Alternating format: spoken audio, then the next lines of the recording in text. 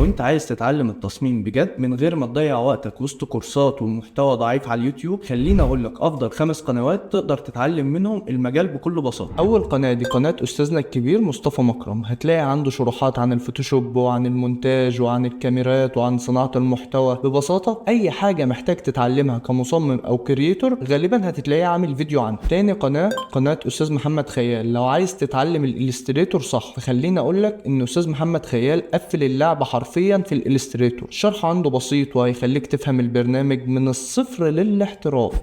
تالت قناة نور ديزاين، من أكتر القنوات المجتهدة في المجال. المحتوى هناك متكامل جدا وبيعلمك التفكير كمصمم مش مجرد أدوات وخلاص. لو تابعتها كويس ممكن تبقى جرافيك ديزاينر قوي جدا جدا. رابع قناة معانا قناة أحمد حمدي، سواء كنت مبتدئ أو متوسط أو حتى محترف، قناة أحمد حمدي هتخليك تشوف تصميمات وتتعلم أفكار تخلي مستواك في حتة تانية، زي ما بيقولوا كده هو تغسل عينك بحاجة نظيفة. خامس قناة بقى أنت موجود فيها دلوقتي، لأنك هتتلاقي فيها محتوى بسيط وسريع يساعدك تطور نفسك كمصمم وتتعلم حاجات مفيدة بشكل عام. ولو حابب اعمل جزء تاني يكون فيه قنوات تانية قوية، اكتب لي في الكومنتات.